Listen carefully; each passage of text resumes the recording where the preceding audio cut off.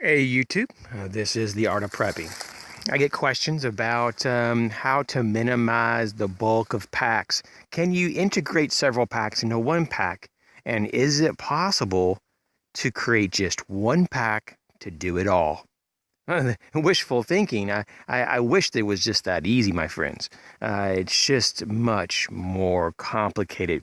You have to sometimes have things to have capability.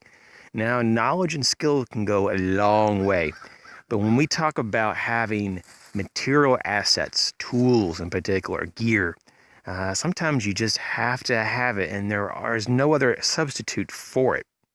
Now, I'm writing my ebook, and I'm actually doing a small section about people who are minimalist preppers. And so this comes up, and so I was like, well, let me just talk about it a little bit. The ebook is going pretty good. I actually had to reformat a few pages, and I think I want to add a few more pages left before I finish it. I'm kind of hitting a little bit of maybe a firewall in my head, at least. I'm kind of not running out of topics to talk about. I'm just having a little bit of a difficulty to figure out how to integrate whatever's left that I haven't talked about into the book. So yeah, so I'm looking at maybe another like 5 to 8 pages probably to write, and I should be done, but I still have to go back and do more proofreading and maybe some more tweaks on the format before I release it. So I'd say I'm still hopeful that maybe by December, the 25th, maybe around Christmas, if not, Christmas Day, something like that, maybe by the end of the year of December, it hopefully will be done. But back to the topic here, is there a such thing, though, as an all-in-one kit, one pack to rule them all? That's a good proposition. I mean, I'd be very curious to see if anyone has ever done that and it be something that is really usable.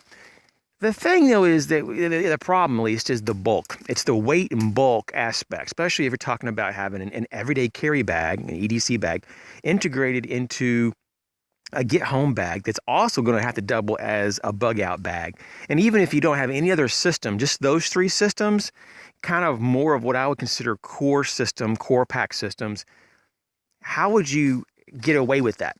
Now there are some situations that you could probably figure this out. I mean, there is, and this is in my ebook. Now, in terms of maybe minimizing the system, now let's just say that you commute in to work and it's only a few miles away. Like you could literally just walk there every day if you really wanted to. Now, in that situation, your get home bag could be your EDC bag because literally just having a bottle of water and maybe just a basic rain protection or a poncho or just a few tools would probably get you home. It's not going to be that big of a deal. Now, in terms of your bug out bag requirements, it depends on where your bug out location is, relative to your work or home or wherever else you dwell a majority of your time. So once again, if it's not that far away, and you should probably have several locations, so this may not be the best example, but let's just say it's only also just a few miles away from your home, which in a lot of cases you should also have some that are further away in case you have to be further away because of the emergency. Maybe there's a toxic cloud of chemicals that was released into the environment and you need to get like not just a couple miles away, but maybe like 30 to 50 miles away to be safe. In that situation, this would not be a very good bug out plan just to go 2 miles down the road, especially downwind of the toxic chlorine cloud. But let's just say though that, you could just go a few miles to your bug out location. And these limited type of scenarios that are very specific and probably not always realistic, you could probably get away with an EDC bag that was maybe a slightly beefed up EDC bag to do all of your requirements. But for everybody else, probably like the 95+% of every other prepper out there and civilians of any level, you're going to probably need a lot more capabilities than just a beefed up EDC bag. And that's kind of what I'm coming down to, that it's not for everyone. Maybe if you're at the point that you're like, hey, I'm not going to carry nothing or a beefed up EDC bag, then go with the EDC bag every day of the week. But realistically, though, you're not going to have much. I mean, think about this. I mean, what kind of shelter can you really put in an EDC bag? I mean, like in mine, just because I'm more redundant, I would go with at least a paunch tarpo. tarpo, sorry, a poncho tarp. Um, Goodness. So yeah, it's basically they could be a poncho, or you can open it up and it could be a tarp. And it has the grommets and everything, and so you could actually lash it to whatever to create some shelter. So basically, it's a poncho tarp system. That would be pretty good. Have some type of fire starter, maybe at least a couple options. I mean, I would go with three, but if you're going with a minimalist system, one or two is better than none.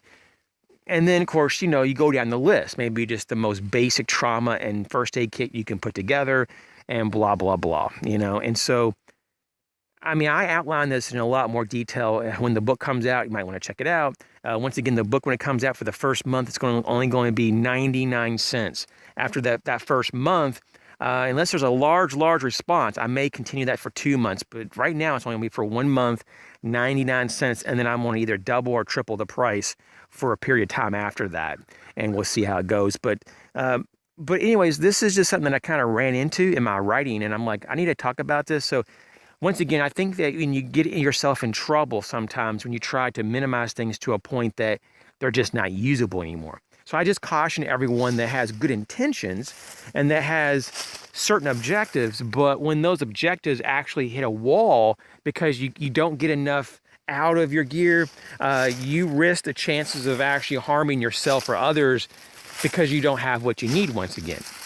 So if there's a person on here that actually has this kind of setup, I would love to hear from you. I would love to actually see a response video of anybody that has created a all-in-one kit, just like a one bag to rule it all.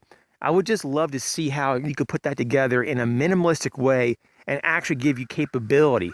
Once again, it would have to be probably in a limited fashion, especially if you only commute with a very short distance from your home, or you have just limited type of emergencies that you're planning for. But I still nonetheless would like to see how far you could stretch a system.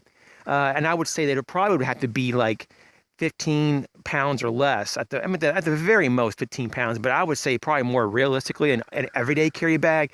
Most people aren't going to want to drag around 15 pounds. I would say to be realistic, 8 to 10 pounds on the upper end would probably be about as much as people would go. And so an 8 to 10 pound max bag and all in one, is it possible? I don't know. You tell me. You guys take care.